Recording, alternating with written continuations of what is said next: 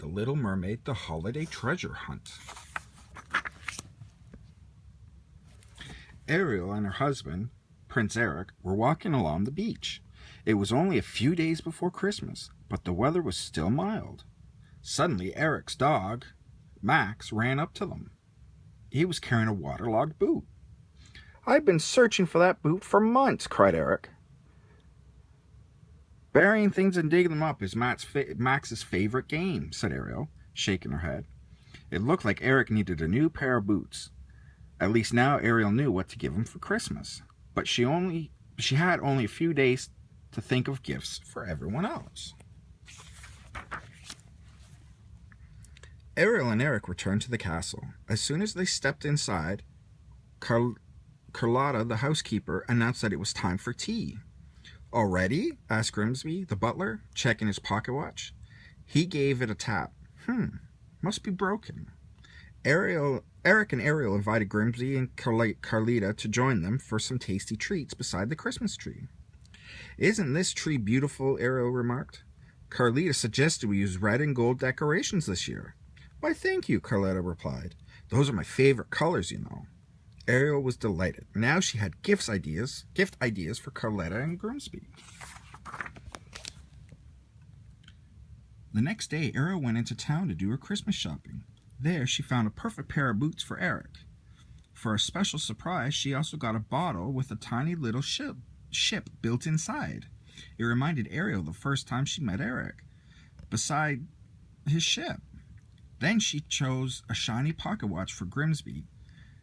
The trusty timepiece would certainly help him keep everything on schedule. At the jewelry store, Ariel searched for something in Carlita's favorite colors. Soon, she bought a gold necklace with a ruby pendant.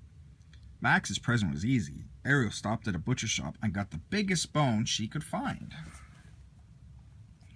Ariel still had to find gifts for her father and sisters, and her friends from the sea. When she saw a shop window filled with colorful glass hearts, she knew her search was over. "What beautiful ornaments," Ariel told the shopkeeper. "I'll take them all." That's a lot. Back at the castle, Ariel carefully wrapped the gifts and wrote a special message for each one. She finished the last note and attached it to King Triton's present. But when she placed her father's gift on the pile of wrapped presents, she realized something was missing. It was Max's gift.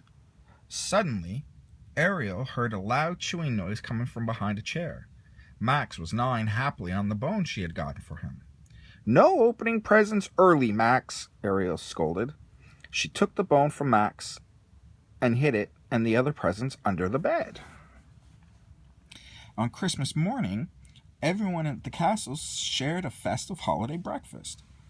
Afterward, Ariel went to her room to get everyone's gifts, but when she looked under the bed, all the gifts were gone.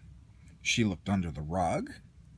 Then she checked inside the closet. She even looked behind the curtains, but the gifts were nowhere to be found. "Ariel," Eric called from upstairs. "It's time for presents." Ariel joined the prince by the tree. "Is it all right if we do that later?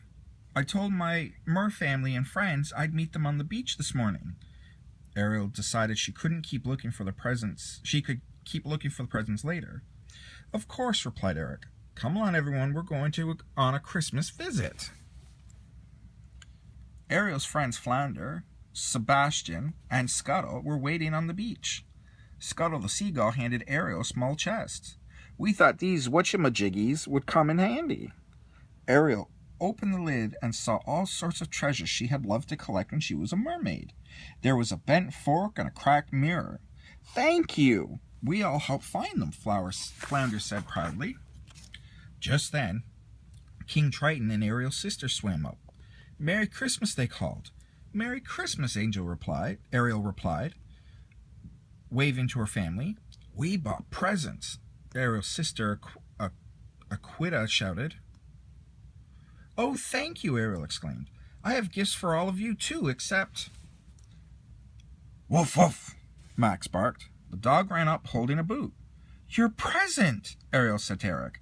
Now she knew where the missing gifts were. Max had buried them on the beach. Ariel thought quickly. Surprise, everyone! We're going on a Christmas gift treasure hunt. Ariel, you're amazing, Eric said. Only you can turn the holidays into a new adventure. Soon, Eric, Carlita, Max, and Grimsby were digging around on the beach. Ariel's friends and Mer family cheered them on. Try digging near the old rowboat, Flounder said, or near that sandcastle. Each time someone discovered a present, Scuttle would pick it up and deliver it to the right person. First class airmail for Carlita, Scuttle called, as he dropped a small package in the housekeeper's lap. The treasure hunt was loud, sandy, and the most fun anyone could remember having on Christmas morning. Everyone loved Ariel's gifts. After the treasure hunt was over, everyone gathered by the water's edge to say goodbye. Merry Christmas, they called to each other as Ariel and Eric headed back to the castle. Inside, the pair sat by a fire and admired their gifts. What a wonderful holiday tradition, Eric said. We should have a Christmas treasure hunt every year.